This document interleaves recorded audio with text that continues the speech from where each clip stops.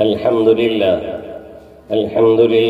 نحمده ونستعينه ونستغفره ونؤمن به ونتوكل عليه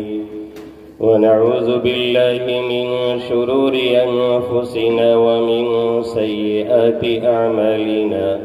من يهده الله فلا مضل له ومن يضلله فلا هادي له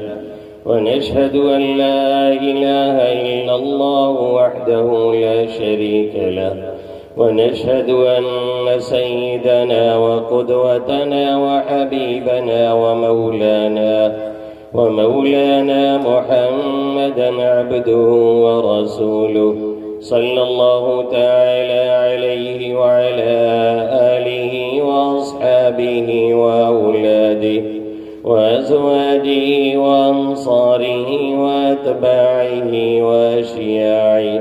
ومحبيه وأمته وعلينا معهم أجمعين وسلم تسليما كثيرا أما بعد فقد قال الله تبارك وتعالى في كتابه المجيد بعد أعوذ بالله من الشيطان الرجيم بسم الله الرحمن الرحيم ألف لام ميم ذلك الكتاب لا ريب فيه هدى للمتقين وقال تبارك وتعالى ومن يعش عن ذكر الرحمن نقيض له شيطانا فهو له قرين وإنهم ليصدونهم عن السبيل ويحسبون أنهم مهتدون وعن عبد الله بن عباس رضي الله تعالى عنهما قال النبي صلى الله تعالى عليه وسلم إن الذي ليس في جوفه شيء من القرآن كالبيت الخرب أو كما قال سيدنا وهادينا محمد صلى الله تعالى عليه وسلم۔ मेरे मोहतरम बुजुर्गों और दोस्तों, मेरे गयूर नौजवान साथियों और जिन माओं और बहनों तक मेरी आवाज़ पहुंच रही है, मेरी मुक़द्दस पाकीज़ा माएँ और बहनें, हम और आप जानते हैं कि अल्लाह रब्बुल इज़्ज़त ने हमें और आपको जो दीन दिया है वो तमाम अदियान में मुमताज़ और अलग है, और अल्लाह ने हमें और आपको जो नबी अता किया है वो तमाम नबियों में सबसे आला है। और इसी तरीके से उस नबी के वास्ते से हमें और आपको जो किताब मुक़द्दस यानी कुरान करीम मिला है वो तमाम किताबों में सबसे आला और अरफा है। इसका एतराफ़, इसका इक़रार कि ये किताब ऐसी किताब है जिस किताब के सामने तमाम के तमाम अहले मंतिक़ और फ़लसफ़ा हमेशा सरनिगो रहे हैं और अपनी आजिज़ी का इजहार किया है और ये कह कर के आगे बढ़े हैं कि यकीनन ये किताब ऐसी किताब है जिसका बदल कभी कोई पेश नहीं कर सकता। ये वो किताब मुक़द्दस है جس کے بارے میں خود اللہ رب العزت نے فرما دیا ہے کہ اسے ہم نے اتارا ہے، اسے ہم نے نازل کیا ہے، اور اس کی حفاظت ہمارے ہی ذمہ ہے۔ وہ کس طریقے پر ہوگی اور کیسے ہوگی، اس کی کوئی وضاحت اللہ رب العزت نے اپنے اس کلام میں نہیں کی۔ اتنا کہا ہے میرے رب نے کہ اس کتاب کو ہم نے ہی اتارا ہے اور اس کی حفاظت کا ذمہ ہم نے ہی لیا ہے۔ اب وہ حفاظت کسی کے سینے کے ذریعے سے کرائی جائے، وہ حفاظت کسی شخص کے ذریعے سے کرائی جائے، وہ حفاظت کسی مالدار کے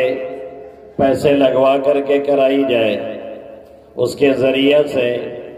اس کی طباعت کروائی جائے، یا کسی اور ذریعے سے اللہ کرا لے،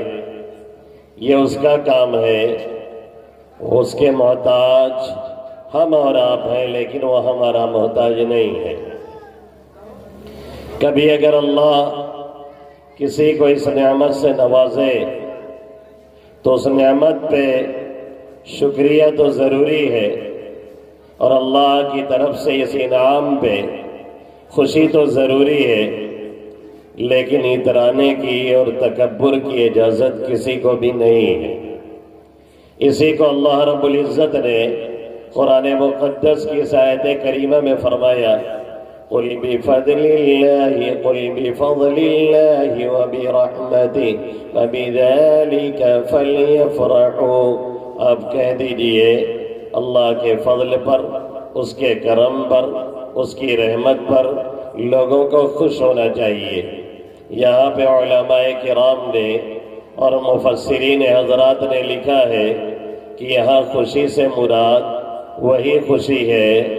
جو اس بات کو سوچ کر کے ہو کہ یہ اللہ کا انعام ہے، اس بات کو ذہن میں بٹھا کر کے ہو کہ اللہ نے اپنے انعام سے نوازا ہے، اس بات کی طرف ذہن و دماغ چلا جائے کہ اللہ نے ہمیں منتخب کیا اور چنا ہے، اور اپنے فضل و کرم سے ہمیں قرآن مقدس جیسی عظیم دولت سے نوازا ہے۔ اور صرف یہی نہیں کہ اس قرآن سے ہمیں نوازا، بلکہ اسے پڑھنے کی توفیق نصیب فرمائی، پڑھنے کی نہیں بلکہ اسے یاد کرنے کی توفیق عطا فرمائی، اور یقیناً یہ اس کا فضل اور کرم ہے، ورنہ اس سے ہلکی اور اس سے کم ورق کی اور اس سے کم الفاظ کی اور اس سے کم حروف کی ہمارے پاس بہت سی کتابیں ہیں جسے ہم اور آپ رٹتے رٹتے تھک جایا کرتے ہیں، پھر بھی وہ عام طور پہ یاد نہیں ہوتی، اور اگر یاد بھی ہو جائے تو عام طور پہ باقی نہیں رہتی۔ اسے ذہن و دماغ میں باقی رکھنے کے لیے بڑے ہی جتن کی ضرورت ہوتی ہے، بڑے ہی محنت کی ضرورت ہوتی ہے، بڑے ہی لگن کی ضرورت ہوتی ہے، لیکن یہ کرشمہ قدرت ہے، اور قرآن مقدس کا ایک جیتا اور جاگتا یہ معجزہ ہے کہ اللہ رب العزت نے جیسے اس کی حفاظت کا وعدہ کیا، ایسے ہی اس کا سسٹم اور اس کا نظام اللہ رب العزت نے اس طریقے پر بنایا ہوا ہے کہ جو بھی ایک مرتبہ حافظ ہو جاتا ہے بحمد اللہ تعالی، عام طور پہ اسے قرآن مقدس یاد رہتا ہے، کیونکہ سال میں کم سے کم ایک مرتبہ رمضان المبارک کا مبارک مہینہ آتا ہے جو کہ عن قریب آنے کو ہے۔ اللہ ہمیں اور آپ کو اور سبھی یہاں موجود لوگوں کو اور ہماری اہل اولاد گھر والوں کو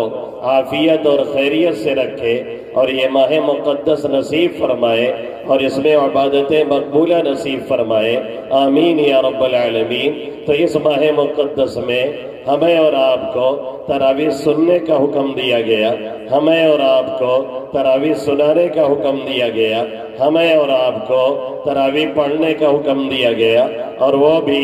ایک سجدے نہیں، دو سجدے نہیں، 8 दूनी 16 सजदे नहीं बल्कि 20 दूनी 40 सजदे का हुक्म दिया गया और 20-20 रकातों का हुक्म दिया गया, ताकि ये कुरान मुक़द्दस हमारा रिन्यूअल होता रहे और इसकी तजदीद होती रहे और हम और आप इसे बार बार पढ़ते रहें और बार बार सुनते रहें और इसकी जाज़िबियत और इसकी कशिश और इसका खिंचाव कभी भी कम नहीं होता। जितना ही इसे पढ़ा जाता है और जितना ही इसे सुना जाता है, इतना ही इसकी जाज़िबियत और कशिश में इजाफा होता रहता है। इसीलिए साहिब अल-क़सीदतुल बुर्दा ने फरमाया, फला तुअद्दु वला तुहसा अजाइबुहु वला तुसामु अलल इक्तारी बिस्सामी। न उसके अजायबात कभी शुमार किए जा सकते हैं, न उसके अजायबात कभी गिने जा सकते हैं, न उसके अजायबात कभी ख़त्म हो सकते हैं। इसीलिए बानी दारुल उलूम देवबंद हुज्जतुल इस्लाम फिल अर्द अल इमाम अल क़ासिम अन्नानोतवी अलैहि रहमा फरमाया करते थे कि ये भी कुरान मुक़द्दस का खुला हुआ मौजिज़ा है कि कितने ही तफासिर देख ली जाए और कितने ही तफासिर पढ़ ली जाए और कितने ही अक़वाल का इहाता कर लिया जाए और कितने ही बार बार मुराजात की जाए, फिर भी आम तौर पे ज़हनो दिमाग में वो तमाम बातें नहीं रह जाती है, क्योंकि कुरान के मानी का ऐसा कर लेना, कुरान के मफाहीम को दिलो दिमाग में बिठा लेना और कुरान के मतालिब को दिलो दिमाग में जगह दे लेना, ये हमारे और आपके बस की बात नहीं है। ये भी कुरान मुक़द्दस का एक खुला हुआ मौजिज़ा है। इसीलिए साहिब अल-क़सीदतुल बुर्दा ने फरमाया, फला तुअद्दु वला तुहसा अजाइबुहु। न उसके अजायबात काउंट किए जा सकते हैं,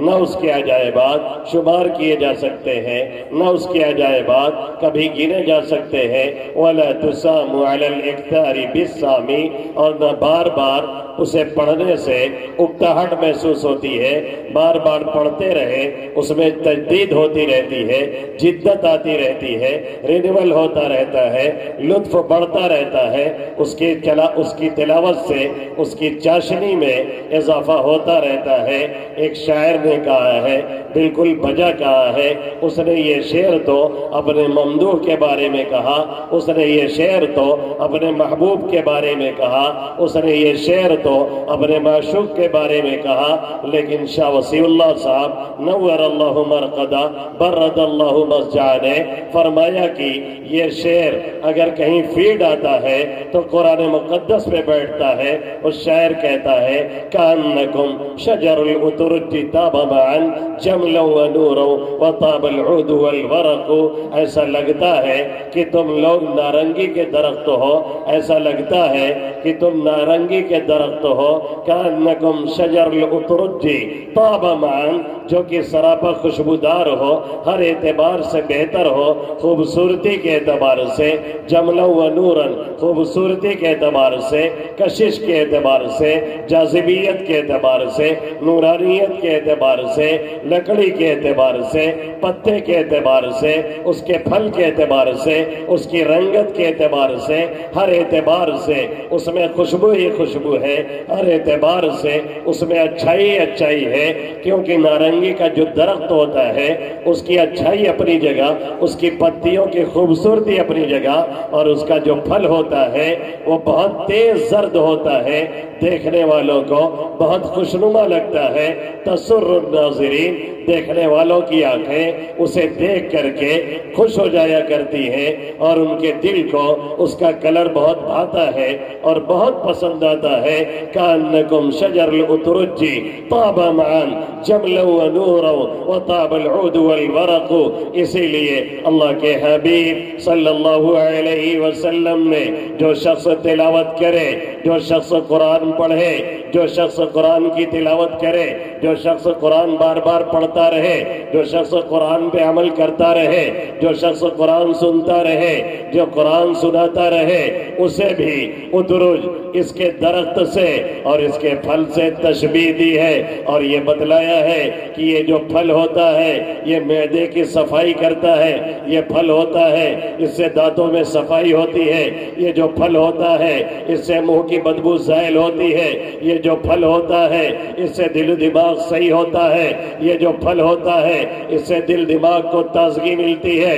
اور یہ جو پھل ہوتا ہے یہاں تک کہ بہت سے ڈاکٹر اور اطباء نے یہ بھی لکھا ہے کہ جس گھر کے اندر نارنگی کا درخت ہوتا ہے اور نارنگی کا پھل ہوتا ہے وہاں پہ جنات نہیں آتے ہیں اور جناتوں کا بسیرا نہیں ہوتا ہے۔ ایسے ہی جس گھر کے اندر قرآن مقدس کی تلاوت ہوتی ہے اور جس گھر کے اندر کوئی دادا اور دادی، کوئی نانا اور نانی اور کوئی ہمارا نوجوان اور کوئی ہمارے حافظ جی تلاوت کلام اللہ کرتے ہیں اور قرآن کو تاکوں کی زینت نہیں بناتے ہیں اور قرآن کو سجا سجا کر کے نہیں رکھتے ہیں، اس گھر میں بھی شیاطین کا بسیرا نہیں ہوتا ہے اور اس دل میں بھی شیاطین نہیں اترتے ہیں اور اس حافظ کو بھی کبھی شیطان نہیں پکڑتا ہے۔ ہم نے تو آج تک یہ نہیں دیکھا اور سنا کہ کسی حافظ اور مولوی کو شیطان نے پکڑ لیا ہو، کیونکہ اسے بھی معلوم ہے کہ اگر مولوی صاحب کو ہم پکڑنے گئے تو یہ الٹا ہمیں پکڑ کے ایسا پٹکے گا کہ ہماری کئی نسلیں جو ہے ختم ہو جائیں گی، پھر ہمیں زندگی کا چانس نہیں ملے گا، کیونکہ مولوی ہوتا ہے، اس سے پنگا لینا ٹھیک نہیں ہوتا ہے۔ اس پہ ایک واقعہ سنا دوں بھائی، واقعہ کا ٹائم نہیں لیکن بات آ گئی تو سن لیجیے۔ کہنے کہ چٹکلا ہے، عوام بڑی مزہ پا جائے گی کیونکہ ان کو مولوی کے خلاف کچھ مل جائے تو بہت مزہ ملتی ہے۔ ایسا ماحول کریٹ کیا جا رہا ہے، ایسا ماحول تیار کیا جا رہا ہے کہ علماء وغیرہ کے خلاف بات چلانے میں ہم لوگ بہت آگے جا رہے ہیں۔ RSS والے پیچھے ہیں، ہمارے نوسکھیے اور فیس بک کے مفکرین اور فیس بک کے مفتیان کرام جن کو سورہ فاتحہ بھی نہیں یاد ہوتی ہے اور جنازہ کی دعا بھی نہیں آتی ہے اور جنہیں اتنا بھی نہیں پتا ہے کہ اگر جنازے میں چاروں تکبیریں ہم نے نہیں کہیں تو ہماری نماز جنازہ بھی نہیں ہوگی، وہ بھی بیٹھ کر کے فیس بک پہ کسی مولوی اور مفتی کی کھال ادھیڑ رہے ہوتے ہیں اور کھال اتار کے بھوسا بھر رہے ہوتے ہیں۔ یہ مفکر صاحب ہیں جنہیں سورہ فاتحہ تک نہیں آتی ہے اور جن کو گھر والے جب کوئی اہم بات کرنی ہوتی ہے تو گھر سے بھگا دیتے ہیں اور یہ فیس بک پہ سب سے بڑا مفکر بنا بیٹھا رہتا ہے۔ یہ فیس بکیا مفکر ہے، یہ فیس بکیا مجاہد ہے، یہ فیس بکیا مفتی ہے، یہ فیس بکیا بہت قابل ہے جن کو لکھنے بھی نہیں آتا ہے اور وہ ہمارے کمنٹ میں آ کر کے لکھتے ہیں یہ مولوی بہت متکبر ہے۔ یہ مولوی، ان کو پتہ بھی نہیں ہے کہ مولوی لکھا جائے گا کہ مولوی لکھا جائے گا، وہاں پہ با لگے گا کہ وہاں پہ واو لگے گا۔ تو یہ تنظیمیں اور یہ دنیا کے یہودی اور یہ یہودیوں کے ایجنٹ یہ تو بعد میں کام کرتے ہیں، لیکن ہمارے جو جاہل ہیں، جو بیچارے سمجھتے نہیں ہیں، وہ اس میں زیادہ کردار ادا کر رہے ہیں۔ تو ایک مولوی صاحب جال لگائے ہوئے تھے اور مولویوں کے مکڑ جال میں جب آپ آئیں گے نا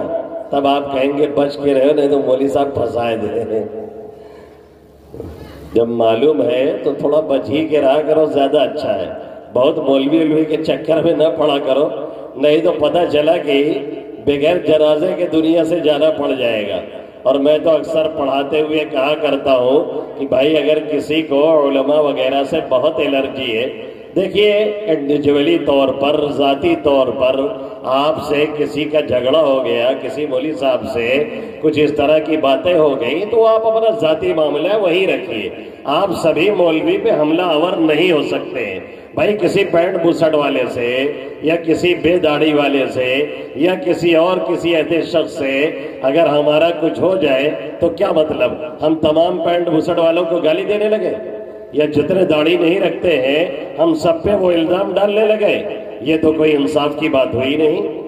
تو بہت سے لوگ اس طرح کے ہوتے ہیں، ایک صف میں سب کو ہانکنا شروع کر دیتے ہیں۔ میں اکثر کہا کرتا ہوں جن کو مولویوں سے اتنی الرجی ہے وہ یہ وصیت لکھ کر کے چلے جائیں کہ ہمارا جنازہ اسلم پنچر والے پڑھائیں گے، مولانا صاحب نہ پڑھائے، حافظ جی نہ پڑھائے، امام صاحب نہ پڑھائے، کوئی پنچر والے صاحب جو پنچر جوڑتے ہو وہ آ کر کے ہمارا جنازہ پڑھ دے۔ ارے قدر کر لیجئے، کمیاں کس کے اندر نہیں ہوتی۔ اگر واقعی عالم اور مولوی ہے اور عالم برحق ہے اور آپ کو صحیح رہنمائی کرتا ہے اور صحیح مسائل آپ کو بتاتا ہے اور اس میں فالٹ نہیں کرتا ہے اور ذاتی طور سے کچھ کمیاں اس کے اندر ہے، کوئی بہت بڑی کمی نہیں اور غلطی نہیں کرتا ہے، تو پھر وہ بھی بیچارہ ایک انسان ہے، کوئی فرشتہ نہیں ہے۔ اس لیے اسی کے ساتھ جڑے رہیے۔ اس کی حیثیت وہی ہے جیسے کوئی ڈاکٹر ہے، خود ماہر ہے، اچھی دوائیں دیتا ہے، اچھا پرہیز بتاتا ہے، لیکن خود پرہیز کچھ کم کرتا ہے تو بھی آپ یہ کہہ کر کے اس سے دور نہیں بھاگتے کہ ڈاکٹر صاحب خود پرہیز نہیں کرتے تو ہم کو کیوں بتا رہے ہیں، بلکہ آپ جاتے ہیں اور کہتے ہیں ہاں ڈاکٹر صاحب تو نہیں کرتے ہیں لیکن ان کے ہاتھ میں شفا ہے، دوائی اچھی لکھتے ہیں، طریقہ اچھا بتاتے ہیں، مرض اچھا پکڑتے ہیں، تشخیص ان کی اچھی ہے۔ ایسے ہی اگر کوئی مولانا آپ کے پاس ہے اس کی قدر کیجیے، ورنہ وہ دن دور نہیں جب بغیر نماز جنازہ کے لوگوں کو دفنانا پڑے گا۔ نہ یقین ہو تو بہت سے ایسے علاقے میں آپ جا کے دیکھ سکتے ہیں۔ ہمارے علاقے سے جونپور سائڈ سے ایک علاقہ ہے، ادھر بدعتی حضرات کا ہے، وہاں سے ایک عورت اپنے بچے کو لائی، یہ ہمارے علاقے میں ملنے کیسے وہ آنے لگی جانے لگی دکان پہ، ان کو معلوم ہوا بہت بڑا مدرسہ ہے تو اپنے بچے کو انہوں نے بھیج دیا پڑھنے لکھنے کے لیے۔ تو جب وہاں کے لوگوں کو معلوم ہوا تو کچھ بدعتی حضرات نے چڑھائی کی کہ بھیج دیا، وہاں بڑا ہو گیا، کافر ہو گیا، یہ ہو گیا وہ ہو گیا۔ اس نے کہا آپ کچھ بھی کہہ دیجئے، ہم اپنے بچے کو وہاں سے نکالنے والے نہیں ہیں۔ اور اس کے بعد اس نے جو وجہ بتائی، ہمارے ایک دوست وہیں کپڑے کے تاجر ہیں اور ڈاکٹری بھی پڑھے ہوئے ہیں اور آدھی ڈاکٹری کرتے ہیں اور آدھی تجارت کرتے ہیں، یوں ہی خدمت کا جذبہ ہے، کچھ کرتے رہتے ہیں۔ انہوں نے کہا اس نے جو وجہ بتائی تو کہنے لگی کہ ایک مرتبہ ہمارے گاؤں میں ایک جنازہ ہو گیا، اب یہ مسئلہ کھڑا ہوا کہ نماز جنازہ پڑھائے کون، اس لیے کہ پورے گاؤں میں کوئی ایسا نہیں جس کو جنازے کی نماز پڑھانے آتی ہو۔ تو ہم لوگوں کے گاؤں کے لوگ روڈ پہ آ کے کھڑے ہوئے کہ کوئی گزرنے والا گزرے گا اسے پکڑیں گے اور لے جا کر کے اس سے نماز جنازہ پڑھوائیں گے۔ کہتے ہیں کچھ دیر بعد ایک شخص گزر رہے تھے داڑھی ٹوپی میں، انہیں پکڑ لیا کہ چلیے آپ جنازہ پڑھا دیجئے۔ انہوں نے کہا ایسا بھیا ہم کو دعا نہیں یاد ہے، ہم تو ابھی جماعت میں چلے گئے تھے، ہم نے کچھ داڑھی واڑی رکھ لیا ہے، ابھی ہم کچھ سیکھ نہیں سکے ہیں اس لیے ہم نہیں پڑھا پائیں گے۔ کہتے ہیں اس کے 2 گھنٹے کے بعد انتظار کرتے کرتے پھر ایک صاحب بائک سے گزر رہے تھے داڑھی ٹوپی میں، تو ان کو پکڑا گیا تو انہوں نے کہا ہاں ہم مولوی ہیں، ہم کو معلوم ہے، تب جا کر کے انہوں نے جا کر کے نماز جنازہ پڑھائی ہے۔ یہ حالت ایسے گاؤں کی ہے جو بہت دور ہم سے نہیں ہے، اور نہ معلوم کتنے گاؤں آپ کو ایسے ملیں گے جہاں پہ ایک بھی جنازہ پڑھانے والا نہیں ہے، ایک بھی کلمہ پڑھانے والا نہیں ہے۔ تو مولوی صاحب پہ بہت اعتراض مت کیجئے، اگر انڈیویجولی طور پہ اور ذاتی طور پہ آپ کا کوئی میٹر ہے تو ذاتی طور پہ رکھیے، اس کو کامن مت کیجئے اور قومی مسئلہ مت بنائیے اور فیس بک اور واٹس ایپ پہ ڈال کر کے سبھی کو گالی مت دلوائیے۔ تو مولانا نے جال لگا رکھا تھا پرندہ پھنسانے کے لیے، چڑیا پھنسانے کے لیے۔ اتفاق کے امر ایسا ہوا اس جال میں ایک کبوتر آ کر کے پھنسی اور ساتھ میں ایک چیل بھی پھنس گئی۔ چیل جانتے ہیں نا بھیا، کونوں امریکہ کے لوگ تو یہاں بیٹھے نہیں ہیں، یا ناگالینڈ سے لوگ آئے ہیں بھائی، موے کے ہو نہ ہو، ارے موے کے ہاں تو ہی کے لوگ ہیں تو جانتے ہیں چیل کیا ہوتی ہے۔ اور بات ہے کہ اب کم دکھتی ہے، پہلے بہت دکھتی تھی، تو وہ بھی پھنس گئی۔ اب دونوں نے پھڑپھڑانا شروع کیا تو کبوتر نے کہا کہ بھائی ہم تو معقول اللحم ہیں، مجھے کھایا جاتا ہے، ذبح کریں گے کھا جائیں گے، تو ہمیں کاٹ کے کھا جائیں گے، اس لیے ہمیں بہت پریشانی ہے، ہم پھڑپھڑا رہے ہیں۔ آپ کو کیا پریشانی ہے؟ آپ کو تو کھایا بھی نہیں جاتا ہے، آپ کو چھوڑ دیا جائے گا، جال سے نکال دیا جائے گا، آپ آزاد ہو جائیں گی۔ تو چیل نے کہا اصل میں اس لیے پھڑپھڑا رہی ہوں کہ ہے مولوی کا جال، اگر وہ کسی جال میں نچا دے گا تو ہم بھی اس کے لیے حلال ہو جائیں گے۔ اس لیے مجھے بڑی گھبراہٹ ہو رہی ہے کہ کہیں مولوی صاحب کے مکڑ جال میں میں نہ پھنس جاؤں اور کسی طریقے سے مجھے بھی نہ حلال کر دیا جائے اور مجھے بھی نہ کھا لیا جائے۔ اس لیے مولویوں کے چکر میں مت پڑا کریں، شیطان بھی ان کے چکر میں نہیں پڑتا ہے۔ بہت دور رہتے ہیں شیاطین، ہم سے تو دور رہتے ہیں ماشاءاللہ، ہمارے طالب علموں سے بھی دور رہتے ہیں۔ ان کو پتا ہے کہ ان کے چکر میں پڑیں گے نا تو یہ بھی ہمارا وارہ نوارہ کر دیں گے۔ وہ بچے پڑھنے جا رہے تھے، مدرسے کے بچے، تو راستے میں شیطان نے سوچا انہیں کیسے بہکایا جائے، تو آ کر کے گدھا بن کر کے آگے ٹہلنے لگا۔ 3-4 بچے اس میں لد گئے۔ اس کے بعد اب 2-3 بچے بچے تو انہوں نے سوچا ہم لوگ کیا کریں، کون طریقہ اختیار کیا جائے۔ ہم لوگ کا بھائی سواری چاہیے، ٹک ٹک ٹک ٹک ہم لوگ چلا جائے۔ وہ سب ایٹو بانس لائے کے ان کے پیچھے لگائے دیا۔ آپ سمجھ رہے ہیں، بہت کھل کے نہیں بول سکتا میں۔ ایک بانس انہوں نے لگا دیا اور ایک سیٹ الگ سے بنا لیا، بس گدھا صاحب بھاگے وہاں سے، کہن بھیا ان کے چکر میں نہ پڑو، یہ تو زندگی خراب کہہ دے۔ تو ہم نے تو نہیں سنا کہ کسی حافظ یا مولوی کو کبھی جنات اور شیطان نے پکڑا ہو۔ ہاں یہ ضرور دیکھا ہے کہ جنات اور شیطان نے شکل دیکھ کر کے الحمدللہ راستہ کاٹ لیا ہے۔ ہمارے علاقے میں ایک صاحب کو جنات پکڑ لیا تھا، 2 بچے تھے مستری کے، بہت خطرناک انداز میں، بہت ہی خطرناک انداز میں۔ تو اس میں ہم لوگ بھی کبھی کبھی رات میں چلے جاتے، جب معاملہ عروج پہ ہوتا تو اس میں اکثر عامل فیل ہو گئے تھے، اکثر عامل ناکارہ ثابت ہو رہے تھے، تو ہم لوگ بھی جاتے، تو کبھی پکڑنا پڑے، کبھی پیٹنا پڑے، کبھی کچھ کرنا پڑے۔ تو بعد میں جب چلے آئی ہم لوگ اور وہ سب پھر آئے اس کے اوپر سوار ہو، تو کہیں کہ ارے وہ سب حضرت کے پوتا ہے نا، نہیں تو ہم بتائے دیتے۔ تو پتہ یہ چلا کہ مولوی اور مولانا سے یہ لوگ بھی گھبراتے ہیں۔ تو جس مکان میں یہ نارنگی ہوتی ہے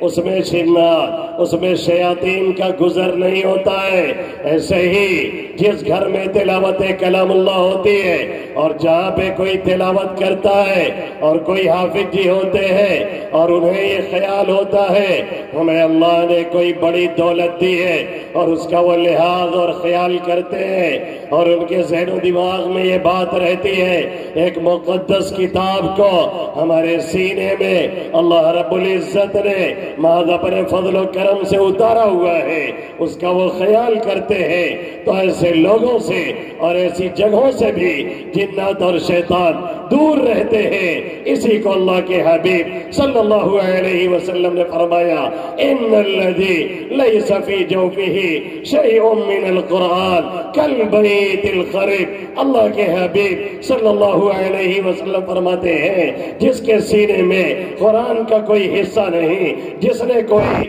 سورہ نہیں یاد کیا، جس نے کوئی آیت نہیں یاد کیا، جس نے کلام اللہ کو یاد نہیں کیا ہے، جو اسے پڑھتا نہیں ہے، جس کے سینے میں آیتیں محفوظ نہیں ہیں، وہ مثل ویران کے گھر کے ہیں، جیسے گھر ویران ہوتا ہے۔ اور مثل مشہور ہے خانے خالی راہ دیو میں گیرت، جو گھر خالی ہوتا ہے جس میں کوئی رہتا نہیں اس میں دیو بسیرا کر لیتا ہے، دیو اس میں اپنا جماوڑا کرتا ہے، شیاطین وہاں پہ ڈیرا ڈال لیتے ہیں۔ ایسے ہی جس دل میں کلام الہی نہیں ہے، ایسے ہی جس دل میں اللہ کا کلام نہیں ہے، ایسے ہی جس دل میں اس کی آیتیں نہیں ہے، ایسے ہی جس دل میں قرآن کی کوئی سورہ نہیں ہے، ایسے ہی جو شخص کی زبان پہ اللہ کا کلام جاری نہیں ہوتا ہے اور اسے پڑھتا نہیں ہے، اس کی طرف وہ توجہ نہیں کرتا ہے، اس کے اوپر شیاطین کا تسلط ہوتا ہے،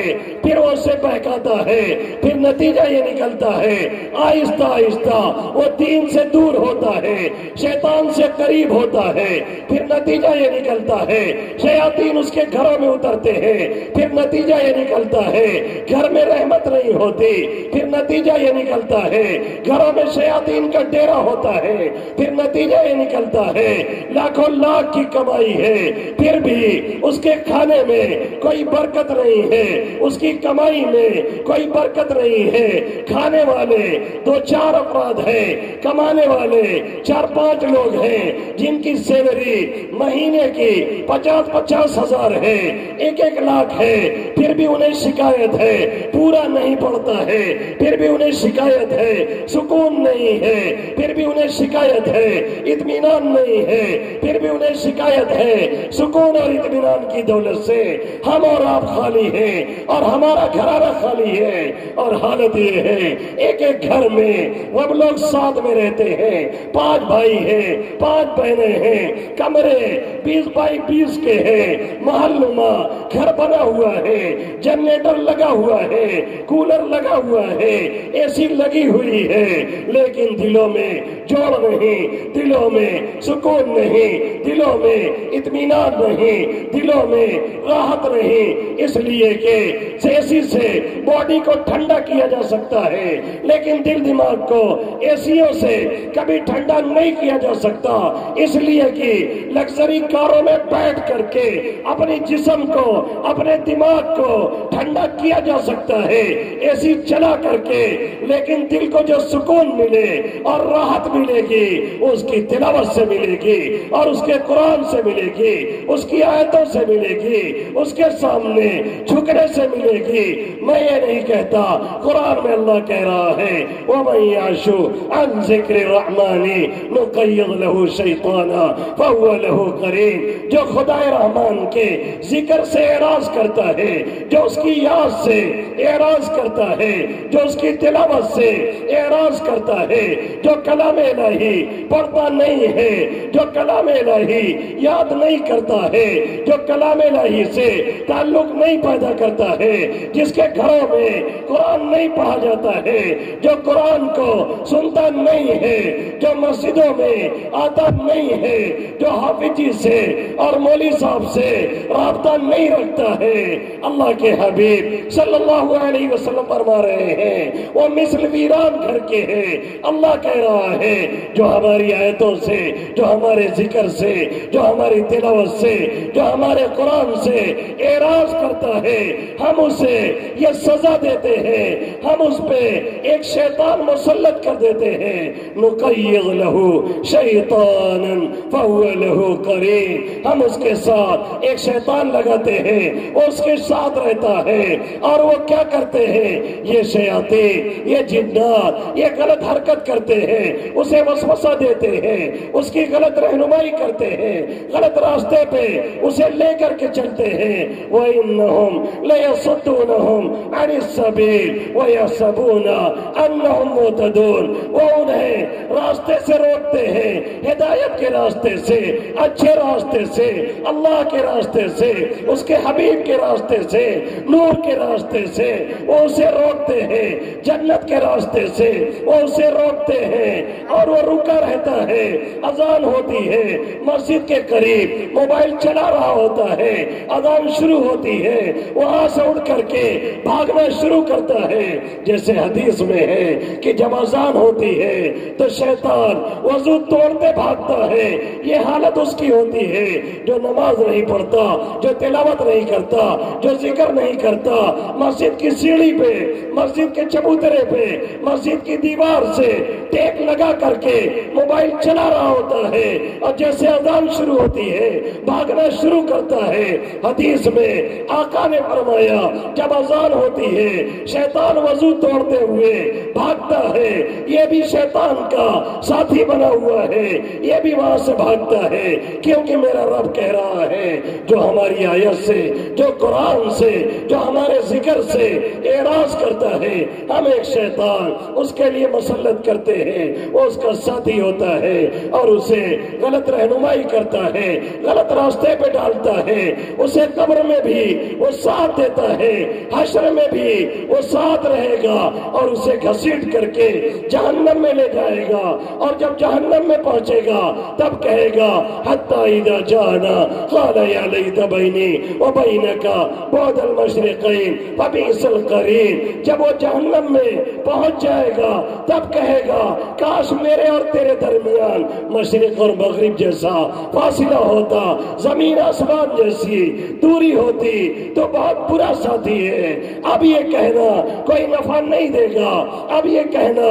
کوئی فائدہ نہیں دے گا، اب یہ کہنا کوئی نتیجہ نہیں دے گا، اس لیے کہ نتیجہ ابھی لینا تھا، نتیجہ اس دنیا میں لینا ہے، نتیجہ اس زندگی میں لینا ہے۔ نوجوانوں ابھی ہاتھ پاؤں چل رہے ہیں، ابھی سانس چل رہی ہے، ابھی یاد کر سکتے ہو، ابھی پڑھ سکتے ہو، ابھی تلاوت کر سکتے ہو، ابھی ایک سجدے کے بجائے کئی کئی سجدے تم آرام سے کر سکتے ہو۔ ہم نے اکثر بوڑھوں کو بیٹھ کر کے بغیر سجدے کے نماز پڑھتے ہوئے دیکھا ہے۔ اگر سجدہ کرنا ہے اس جوانی کے اندر آؤ، اسی لیے اللہ کے حبیب صلی اللہ علیہ وسلم نے اس حدیث میں جس میں عبداللہ ابن مسعود اور حضرت ابو ہریرہ رضی اللہ تعالیٰ عنہ دونوں روایت کرتے ہیں، دونوں نقل کرتے ہیں، دونوں فرماتے ہیں 5 سوال جب تک قیامت میں اللہ نہیں کر لے گا تب تک کہ انسان کے قدم اپنی جگہ سے ٹلیں گے نہیں، ہلیں گے نہیں، مجال کیا ہے وہاں سے ہٹ جائے۔ اس میں سے ایک سوال ہوگا عن شبابہ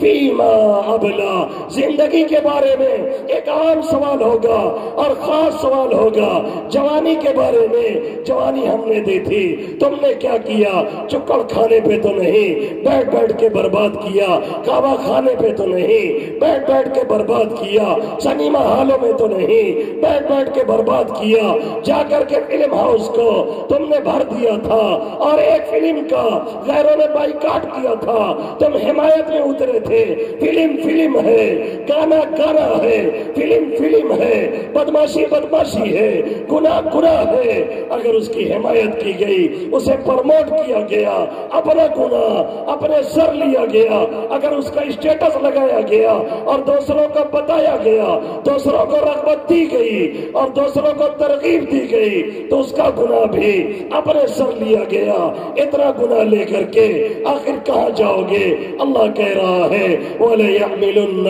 أَثْقَالَهُمْ وَأَثْقَالًا مَعَ أَثْقَالِهِمْ۔ ایسے لوگ اپنے گناہ تو اپنے اوپر کل قیامت میں لا دیں گے اور اپنے ساتھ دوسروں کے گناہ بھی اپنے اوپر لاد لیں گے، کیونکہ دوسروں کو بھی انہوں نے گناہوں کی دعوت دی تھی۔ انہوں نے کہا تھا چلو شاہ رخ کی فلم لگی ہے، چلو دیکھنے چلتے ہیں، غیر مسلم بائیکاٹ کر رہا ہے، چلو ہم حمایت میں چلتے ہیں۔ کوئی اسٹیٹس لگا رہا تھا، کوئی فیس بک پہ اس کی حمایت میں پوسٹ کر رہا تھا، کوئی جا کر کے انسٹاگرام پہ اور ٹویٹر پہ اسے فالو کر رہا تھا۔ میرے نوجوانوں، کیا تمہیں پتہ نہیں یہ تمہارے ہیرو نہیں ہیں، یہ تمہارا بیڑا غرق کرنے والے ہیں، یہ تمہیں تباہ اور برباد کرنے والے ہیں، یہ تمہاری زندگی کو اجیرن بنانے والے ہیں، یہ تمہاری دنیا اور آخرت دونوں برباد کرنے والے ہیں۔ تمہارے ہیرو محمد عربی صلی اللہ علیہ وسلم ہیں،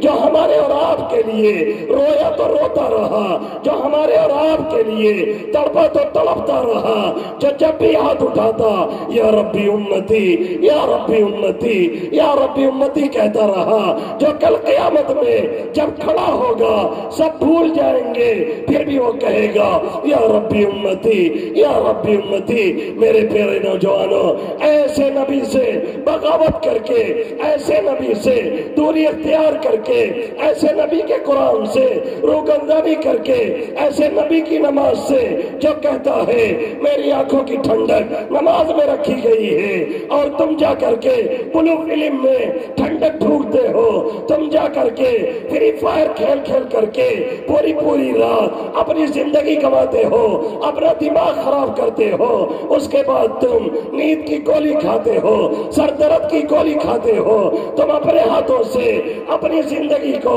برباد کر رہے ہو، کل قیامت میں یہ بھی اللہ پوچھے گا جوانی ہم نے دی تھی، کہاں اسے ضائع کیا؟ کہوا خانے پہ، چکڑ کھانے پہ، سنیما ہالوں میں، بازاروں میں ہم سے دور رہ کر کے کہاں لے جا کر کے اسے بیکار کیا تھا؟ ذرا اس کا جواب دے۔ جتنے لوگوں نے دنیا میں پلٹاؤ کیا ہے، جتنے لوگوں نے انقلاب برپا کیا ہے، جتنے لوگوں نے دنیا میں کوئی ایک انقلاب لا کر کے دیا ہے، اکثر اس میں جوان ہی رہے ہیں جن کی عمریں 15 سے لے کر کے 30 سال تک رہی ہے۔ حضرت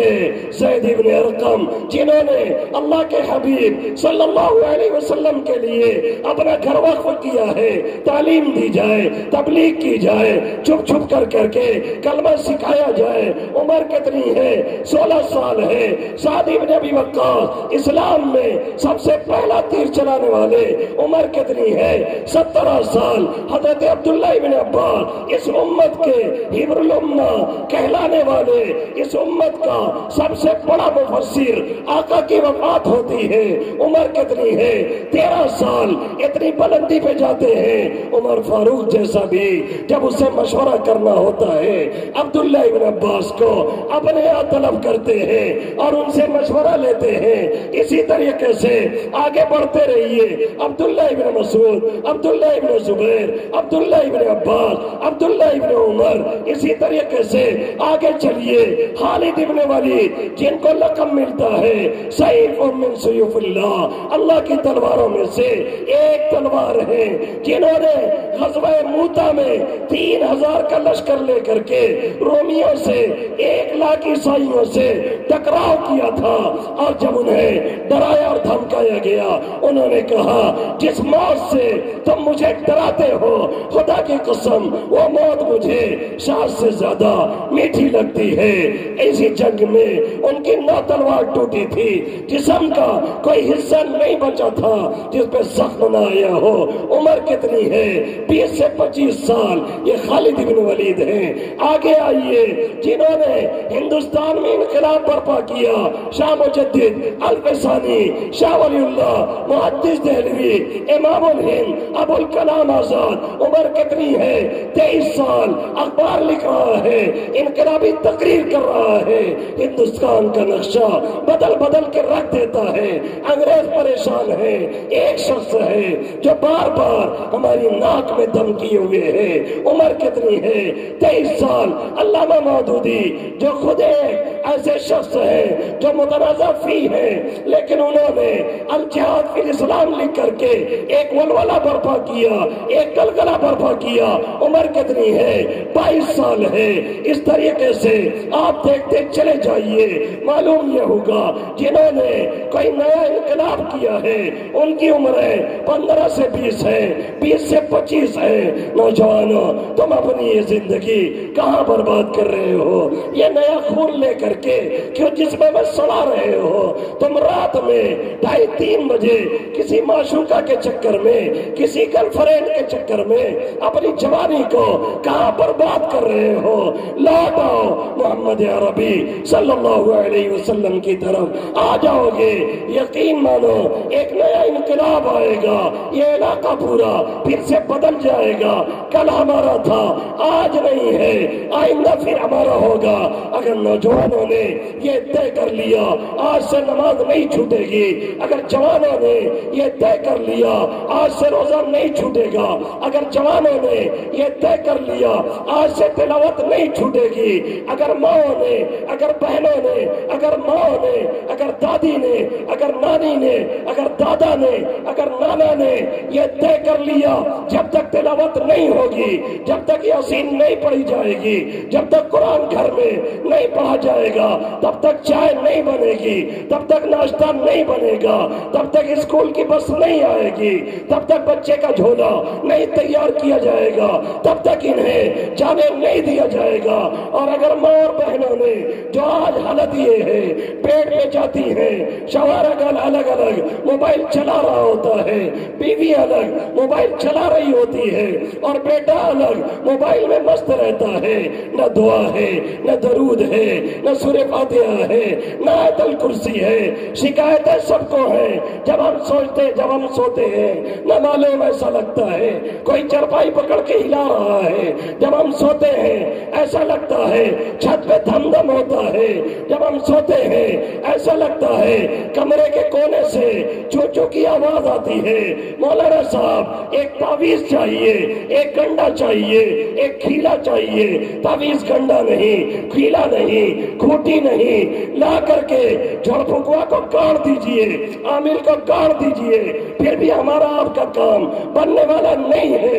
اس لیے کہ جو چیز ہماری بدعمالیوں کی وجہ سے پیدا ہو رہی ہے اسے کوئی تعویذ دور کرنے والی نہیں ہے۔ قرآن پڑھیے، اس کی تلاوت کیجئے۔ عمر فاروق، صدیق اکبر تہجد میں تلاوت کر رہے ہیں، اللہ کے حبیب صلی اللہ علیہ وسلم چکر لگا رہے ہیں، صدیق اکبر بہت آہستہ آہستہ پڑھ رہے تھے، عمر فاروق تیز تیز پڑھ رہے تھے۔ فجر بعد دونوں کو طلب کیا اور پوچھا صدیق اکبر سے، آپ آہستہ کیوں پڑھ رہے تھے؟ انہوں نے کہا اسمعت من ناجیت، جسے مجھے سناتا رہا اسے سنا دیا، جسے سرگوشی کر رہا تھا اسے سنا دیا۔ صدیق اکبر نے یہ جواب دیا۔ عمر فاروق نے فرمایا میں زور زور اس لیے پڑھ رہا تھا تاکہ جو لوگ سو رہے ہیں وہ بھی جاگ جائیں، وہ بھی تہجد پڑھیں، اور اس لیے زور سے تلاوت کر رہا تھا۔ اطرد الشیطان، شیطان کو بھگا رہا تھا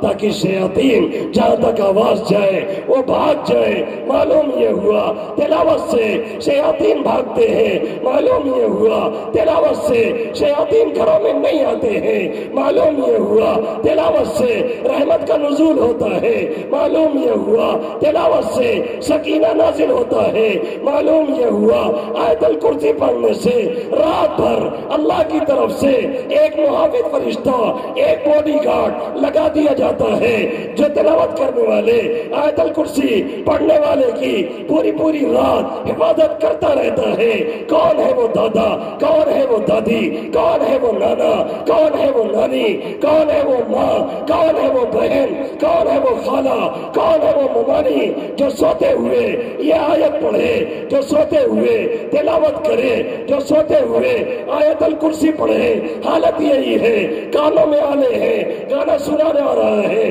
حالت یہی ہے، کانوں میں آلے ہیں، فری فائر چل رہا ہے، حالت یہی ہے، کانوں میں آلے ہیں، پب جی گیم کھیلا جا رہا ہے، اور پاور پلے لے کر کے شرک کیا جا رہا ہے۔ اگر پاور پلے لیا گیا شرک ہو گیا، اس کے بعد کلمہ پڑھنا ضروری ہے۔ اگر شادی شدہ ہے پھر سے نکاح پڑھوانا ضروری ہے، کیونکہ اگر کوئی پب جی میں پاور پلے لیتا ہے بتوں کے سامنے اسے جھکنا پڑتا ہے، اور بتوں کے سامنے جھکنے سے آدمی ایمان سے نکل جایا کرتا ہے، اس لیے اسے پھر سے کلمہ پڑھنا ضروری ہے۔ اور حالت یہی ہے، ہر کوئی اس طرح سے موبائل میں مست ہے، نہ خدا ماں پڑھتی ہے، نہ خالہ پڑھتی ہے، نہ دادی پڑھتی ہے، نہ نانی پڑھتی ہے، ایسے ہی سب کی رات شروع ہوتی ہے۔ اسی حالت میں کتنے نوجوان بلو فلم ڈاؤن لوڈ پہ لگاتے ہیں، گانے ڈاؤن لوڈ پہ لگاتے ہیں اور لگا کر کے سو گئے، پھر آج تک انہیں اٹھنا نصیب نہیں ہوا۔ اسی حالت میں ان کی موت آ گئی۔ نوجوانوں، کل قیامت میں اللہ کو کیا چہرہ دکھاؤ گے کہ ہم فلم لوڈ پہ لگائے تھے، فلم لوڈ ہو رہی تھی، اسی حالت میں دنیا سے چلے گئے۔ فرشتوں کو کیا جواب دو گے؟ اللہ کو کیا منہ دکھاؤ گے؟ نہ دادی پڑھ رہی ہے، نہ نانی پڑھ رہی ہے، نہ دادا پڑھ رہا ہے، نہ نانا پڑھ رہا ہے، نہ ابا پڑھ رہے ہیں، نہ اماں پڑھ رہی ہیں۔ بچوں کی حالت یہ ہے، بچے بھی وہی لے کر کے ہر دم مست رہتے ہیں، لگتا ہی نہیں ہمارے بچے پیدا ہوئے ہیں، ایسا لگتا ہے ہمارے بچے ڈاؤن لوڈ کر کے نکالے گئے ہیں۔ یہ حالت ہماری اور آپ کی ہے۔ اس کے بعد شکایتیں سب کو ہیں، گھر میں سکون نہیں، گھر میں اطمینان نہیں، گھر میں رحمت نہیں، دلوں میں جوڑ نہیں، عافیت نہیں، خیریت نہیں، علاقے کا ماحول پرسکون نہیں ہے، سب کو شکایت ہے۔ ایسا لگتا ہے ہم کہیں اچک لیے جائیں گے، ایسا لگتا ہے ہمارا وجود غیروں کا احسان ہو گیا ہے، ایسا لگتا ہے ہندوستان میں اب ہمیں رہنے کا حق نہیں دیا جائے گا، اس کے باوجود ہم اور آپ پلٹ کر کے اس طرف آتے نہیں جس طرف ہمیں اور آپ کو آنا ہے۔ امام مالک علیہ الرحمہ نے فرمایا لن یصلح آخر هذه الامہ الا بما صلح به اولها، اس امت کے آخری فرد کی اصلاح بھی،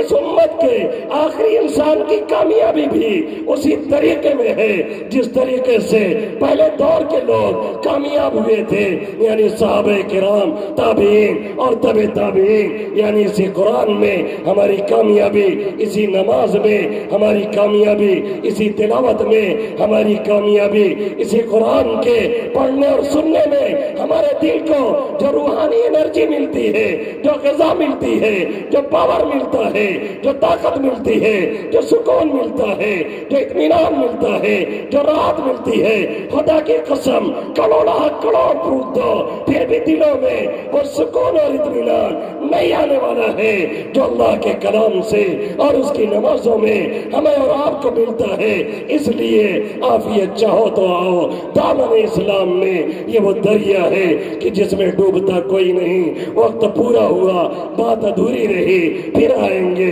انشاءاللہ، پھر کریں گے، حیات باقی، ملاقات باقی، بہت سی باتیں بھی باقی ہیں۔ اللہ ان چند باتوں پہ ہمیں اور آپ سبھی حضرات کو عمل کی توفیق نصیب فرمائے، آمین یا رب العالمین۔ وما علینا الا البلاغ المبین۔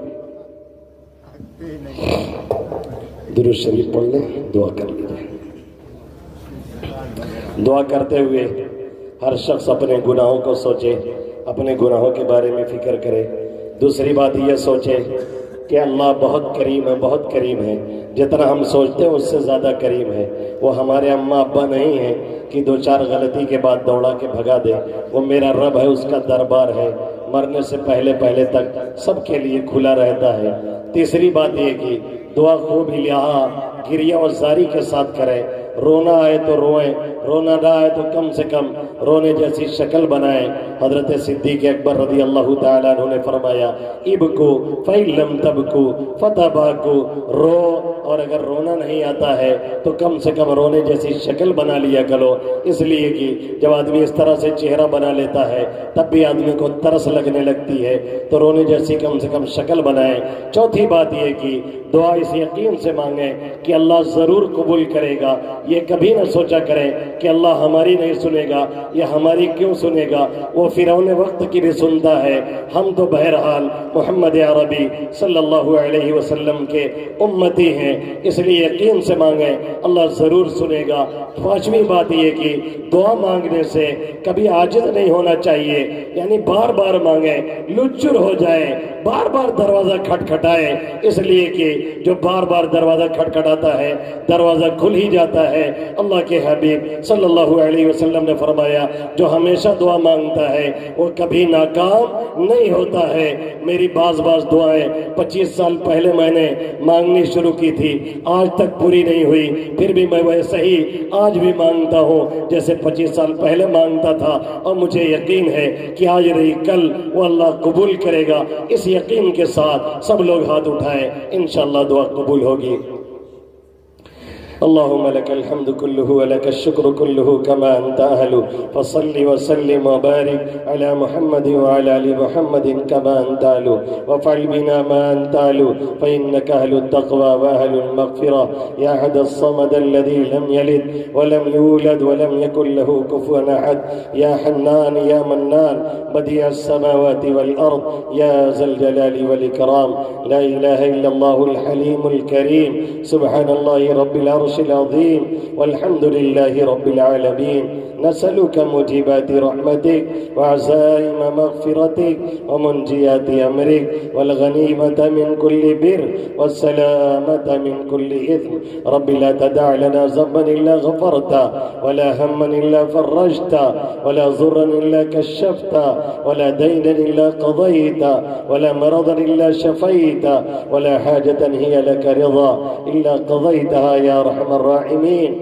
یا اکرم الاکرمین یا مجیب دعوت المضطرین۔ اے رب کریم ہم سب کے گناہوں کو معاف فرما، اے مالک ہم سب کی مغفرت فرما دے۔ اے اللہ پل پل تیرے حکموں کو توڑا ہے، قدم قدم پہ نافرمانی کی ہے، اے اللہ نہ معلوم کتنے جرائم اور کرائم کر کے اے اللہ بھول گئے ہیں۔ اے اللہ تو کچھ بھولتا نہیں، سب کچھ تیرے ہاں درج ہوتا ہے۔ اے اللہ تو معاف کرنے پہ آتا ہے تو تمام گناہوں کے اکٹھے معاف کر دیا کرتا ہے۔ اے اللہ ہم میں سے ہر ایک کی مغفرت فرما، اے اللہ ہم میں سے ہر ایک کی مغفرت فرما، ہمارے والدین کی مغفرت فرما، آبا و اجداد کی مغفرت فرما، اساتذہ مشائخ کی مغفرت فرما، پوری امت محمدیہ صلی اللہ علیہ وسلم کی مغفرت فرما دے۔ اے اللہ ہمارے والدین، آبا و اجداد، دوست احباب، رشتہ دار میں سے جو بھی اس دنیا سے جا چکے ہیں، کریمہ کا نامعلوم کس حال میں ہے، اے اللہ ہر ایک کے ساتھ خیر کا معاملہ فرما، اے اللہ ہر ایک کی مغفرت فرما، اے اللہ کروٹ کروٹ جنت نصیب فرما، اے اللہ ہر ایک کی قبر کو جنت کے باغوں میں سے ایک باغیچہ بنا دے، اے اللہ ہر ایک کی قبر میں جنت کی کھڑکیاں کھول دے۔ اے اللہ وہ اب ایسی جگہ پہنچ گئے ہیں جہاں وہ ایک سبحان اللہ اور الا اللہ کے محتاج ہے، اے اللہ وہ اب ایصال ثواب کے محتاج ہے۔ اے اللہ تیرے نبی نے فرمایا ہے جانے والا ایصال ثواب کا ایسا ہی انتظار کرتا ہے جیسے دریا کے بھنور میں پھنسا ہوا انسان تنکے کا سہارا ڈھونڈتا ہے۔ اے اللہ ہمارے والدین،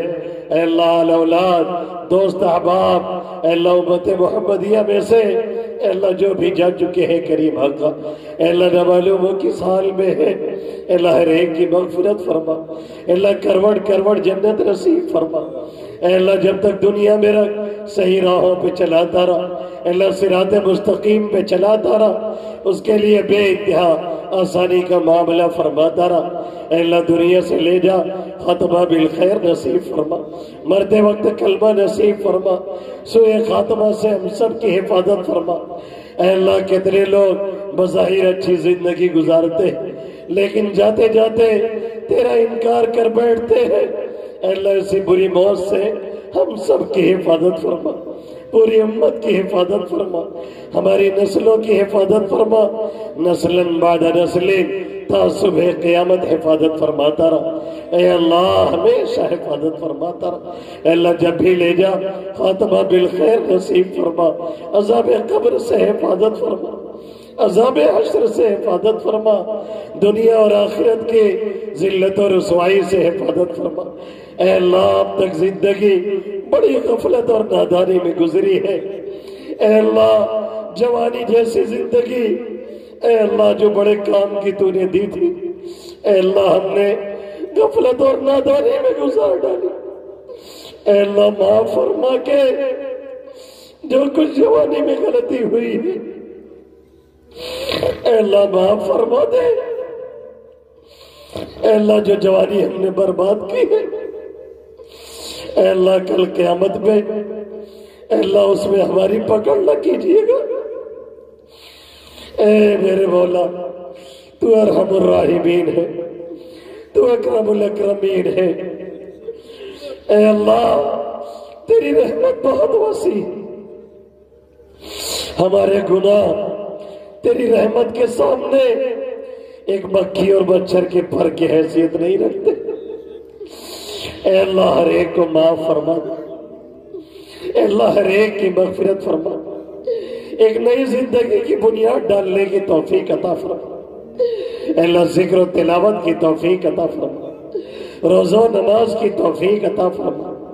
ایک دوسرے کے حقوق کی ادائیگی کی توفیق عطا فرما، اے اللہ حسد سے، جلن سے، بغض سے، غیبت سے، جھوٹ سے، اے اللہ ایک دوسرے کی عداوت سے اے اللہ ہمارے دلوں کو پاک صاف فرما، اے اللہ ایک دوسرے کی نصرت کا، مدد کا جذبہ عطا فرما، اے اللہ ایک دوسرے کی ٹانگ پکڑنے والا نہیں، ایک دوسرے کا ہاتھ پکڑ کے آگے بڑھانے کی توفیق عطا فرما، اے اللہ پورے معاشرے کو جنت نشاں بنا دے، اے اللہ بغض اور عداوت کی جو آدھی چلی ہے اے اللہ اس سے ہم سب کی حفاظت فرما، اے اللہ دلوں کی کدورت سے نجات عطا فرما، اے اللہ مسلمان جہاں پریشان ہے انہیں پریشانیوں سے نجات عطا فرما، جو ناحق جیلوں میں بند ہے اے اللہ ان کی رہائی کا ذریعہ پیدا فرما، نہ معلوم کتنے 20 سال سے جیلوں میں ہے اے اللہ، نہ معلوم کہاں کہاں ماں اور بہنوں کی عزتوں سے کھیل ہو رہا، کوئی پرسان حال نہیں ہے، ہم اور ہمارا نوجوان وہی اپنے موبائل اور نیٹ کی دنیا میں مست ہے، اور یہ غیر ہماری ماں اور بہنوں کے جسموں سے کھیل۔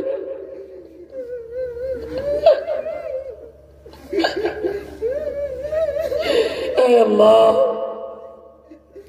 کبھی شام کی بہنیں لکھتی ہے کچھ نہیں کر سکتے تو بانے حمل گولی بھیج دو تاکہ ہم کافروں کے بچے نہ پیدا کریں۔ کبھی کشمیری بہنیں چیخو پکار لگاتی ہیں، اے اللہ ہم بہرے ہو چکے ہیں، اے اللہ اس بہرے پن سے ہماری حفاظت فرما، ماں بہنوں کی عزت و عصمت کی حفاظت فرما، جو ناحق جیلوں میں بند ہے ان کی رہائی کا ذریعہ پیدا فرما، جو نوجوان مارے گئے ہیں انہیں مقام شہادت عطا فرما، ان کے گھر والوں کو صبر جمیل و نعم البدل عطا فرما، جن کا سہاگ لٹ گیا ہے، جن ماں کے بچوں کو بے دردی سے مار کے شہید کیا گیا، اے اللہ ان کے گھر والوں کو صبر جمیل عطا فرما، نعم البدل عطا فرما، ماں بہنوں کی عزت و عصمت کی حفاظت فرما، بچے جو بھوک سے کہیں بل بلا رہے ہیں ان کی خوراک کا انتظام فرما، دیار ہند میں ہندی مسلمانوں کے ساتھ بے انتہا خیر کا معاملہ فرما، ہر جگہ امن و امان نصیب فرما، ظالموں کا تختہ مشق نہ بنا، ان غیروں سے نجات عطا فرما، ایسے کو مسلط نہ فرما جو ہم پر رحم نہ کرے، اے اللہ عادل اور نیک دل منصف حکمراں نصیب فرما، اے اللہ یہ کھلے عام دھمکی دے رہے ہیں، کہہ رہے ہیں ہم ان کی بہنوں بیٹیوں کو لائیں گے اور کافر بچے پیدا کریں گے، صرف کہہ نہیں رہے بلکہ یہ کھیل جاری ہے، اے اللہ ایسی بے بسی بے کسی ایسی لاچاری اور مجبوری سے حفاظت فرما، ہم اتنے نہتے اور کمزور ہیں، ہمارا وجود ان غیروں کا احسان لگ رہا ہے، اے اللہ ایسی بے بسی سے نکال دے کہ اگر تو نے مسلمانوں کی دل جوئی نہیں کہ اگر تو نے مسلمانوں کی دل جوئی نہیں، تانا دیں گے بدھ کی مسلم کا خدا کوئی نہیں، اے اللہ ہم کتنے ہی غیر گزرے ہیں پھر بھی تیرے نام لیوا ہے، تیرے نبی کی امتی ہے، اے اللہ تیری ربوبیت پہ دھبا لگ رہا ہے، اے اللہ ہمارے کمینے پن کو نہ دے، اپنی رحمت پہ نظر ڈال میرے مولا، اے اللہ مدارس کی مساجد کی ملی تنظیموں کی بے انتہا حفاظت فرما، اے اللہ سب کے چلانے اور پڑھانے والوں کی حفاظت فرما، اے اللہ سب کی ضروریات کا اپنے خزانے غیب سے انتظام فرما، اے اللہ جتنے بیمار انہیں شفا عطا فرما، اے اللہ نہ معلوم کتنے مریض بیڈ پہ ہیں، کتنے علاج کرتے کرتے تھک چکے ہیں، کتنے کینسر میں جوجھ رہے ہیں، اے اللہ کتنے بیچارے پیسے نہ ہونے کی وجہ سے اچھا علاج نہیں کرا پا رہے ہیں، اے اللہ شفا دینا تیرا کام ہے، تو شفا دینے پہ آتا ہے، منٹوں سیکنڈوں میں شفا دیتا ہے، تو شفا مقدر کرتا ہے، बड़ी बड़ी बीमारी से शिफा मिलती है। तू नहीं चाहता छोटी छोटी बीमारी जानलेवा साबित होती है। अल्लाह हर एक को शिफा अता फरमा। अल्लाह कई एक ने कहा है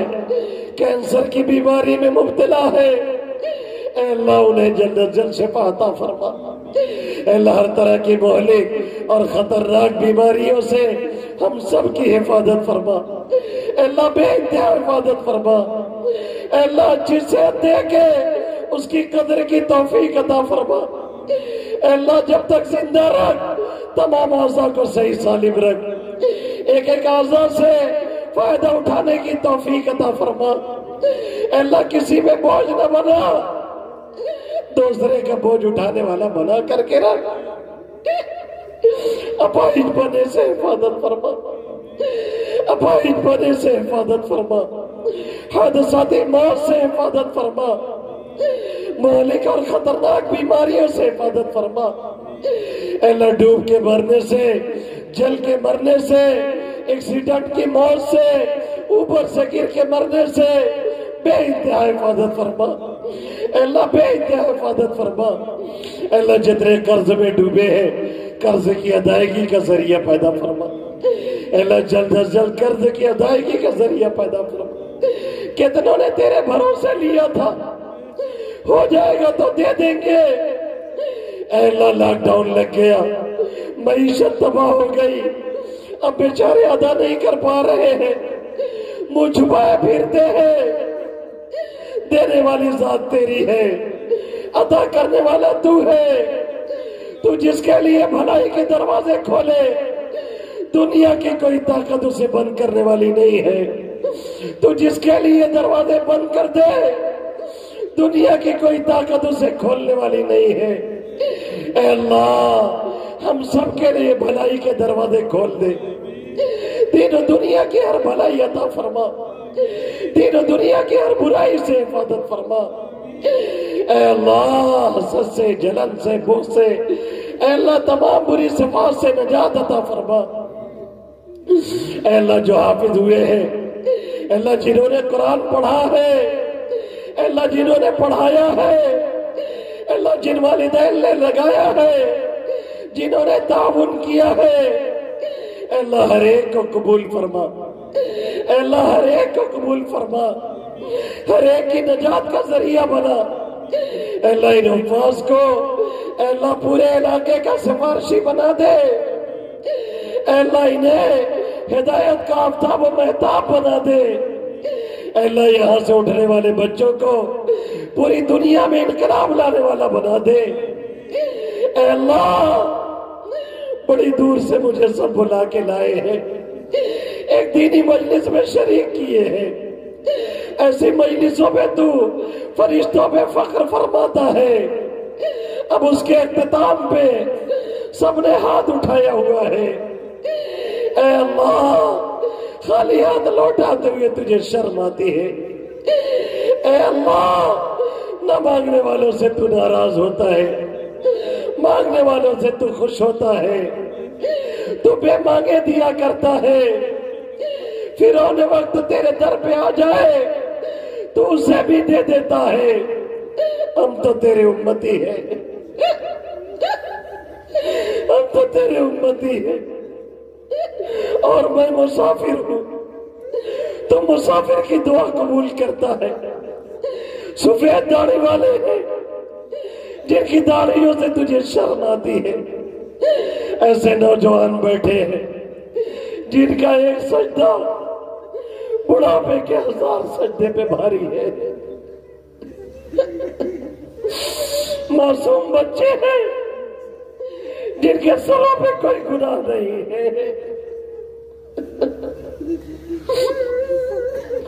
सब हाथ उठाए हैं। ऐ अल्लाह अगर तू भगा देगा कहाँ जाएंगे?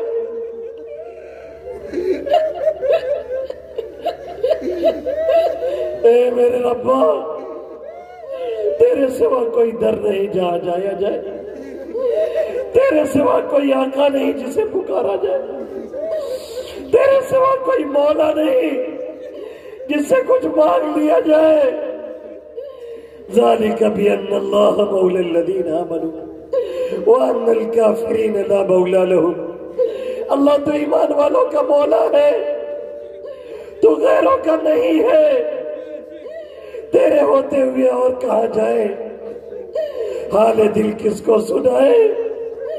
آپ کے ہوتے ہوئے درد دل کس کو دکھائے، آپ کے ہوتے ہوئے۔ اے اللہ جتنے آئے ہیں، جنہوں نے ہاتھ اٹھایا ہے، نہ معلوم کیسے کیسی حاجات لے کے آئے ہیں، اے اللہ بہت سی باتیں تیرے علاوہ کسی سے نہیں کہی جا سکتی، تو علیم بذات صدور ہے، دلوں کے رازوں سے واقف ہے۔ اے اللہ کوئی بیماری میں پریشان، کوئی شادی بیاہ میں الجھا ہے، کسی کے پاس گھر نہیں، کسی کے پاس در نہیں، کوئی قرض میں ڈوبا ہے، کوئی کے پاس اولاد نہیں، کوئی اولاد سے پریشان، کوئی گھریلو مسائل میں الجھا۔ اے اللہ تو ہر ایک کے مسئلے کو حل کر دے، اے اللہ ہر ایک کو نواز دے، اے اللہ ہر ایک کی جھولی کو مرادوں سے بھر دے۔ اے اللہ بھیک مانگے ہیں، بھیک کا کٹورا لے کے آئے ہیں، اے اللہ عطا فرما دے، اے اللہ دے دے، اے اللہ ہر ایک کی جھولی کو بھر دے میرے مولا۔ اے اللہ تو بھگائے گا تو بھی ہم بھاگنے والے نہیں ہیں، تیری رحمت بہت وسیع ہے، تیری رحمت کو دیکھ کے شیطان بھی امید لگاتا ہے، اور آخر وقت میں اس نے تجھ سے دعا مانگ لی، تو نے اس کی دعا سن لی، ہم تو تیرے نبی کے امتی ٹھہرے۔ اے اللہ جتنے ہاتھ اٹھے ہیں ان کو دین و دنیا کی ہر بھلائی عطا فرما، دین و دنیا کی ہر برائی سے حفاظت فرما۔ اے اللہ انہیں، ان کی آل اولاد کو، اے اللہ ان کی نسلوں میں سے کسی کو محروم نہ فرما۔ اے اللہ جن کی شادیاں ہو چکی ہیں آپس میں میل محبت پیدا فرما۔